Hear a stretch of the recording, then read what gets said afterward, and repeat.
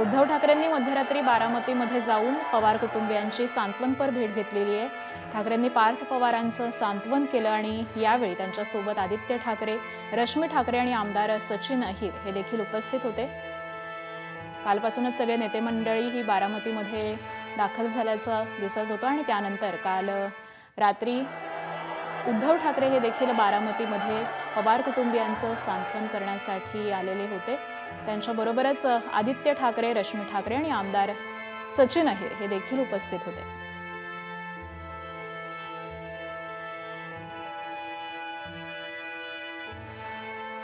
जशी ही बातमी कळली तशी महाराष्ट्र राज्याचे मुख्यमंत्री असतील, उपमुख्यमंत्री असतील, राज्यपाल असतील यांनी सुद्धा कालच पवार कुटुंबियांची भेट घेतलेली होती आणि त्यानंतर राज ठाकरे असतील यांनी सुद्धा पवार कुटुंबियांची सांत्वनपर भेट घेतली।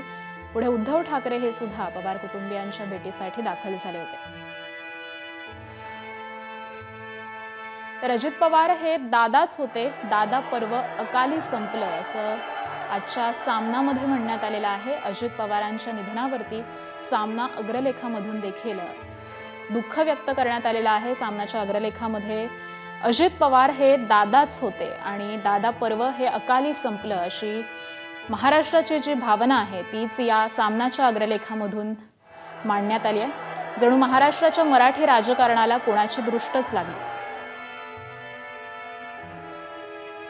महाराष्ट्रानं पुन्हा एकदा एक कर्तबगार आणि खंबीर नेता गमावलेला आहे।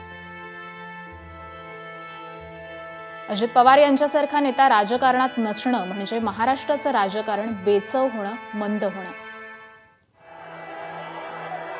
अजित पवारांच्या जीवावर आणि नावावर राजकारण करणारा एक मोठा वर्ग या क्षणी अनाथ आणि पोरका महाराष्ट्रातल्या राजकारणातले एक जिद्दी, हिम्मतबाज व्यक्तिमत्व काळाच्या पडद्याआड गेले। काही व्यक्ती अशा असतात की त्यांच्या अंगी नेतृत्वाचे गुण हे उपजतच असतात।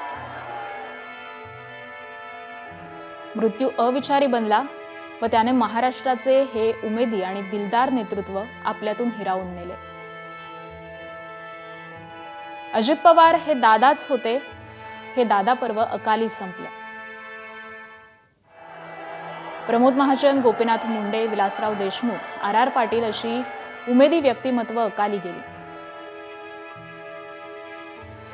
तर अशा पद्धतीनं सामनाच्या अग्रलेखामधून देखील आज दुःख व्यक्त करण्यात आलंय।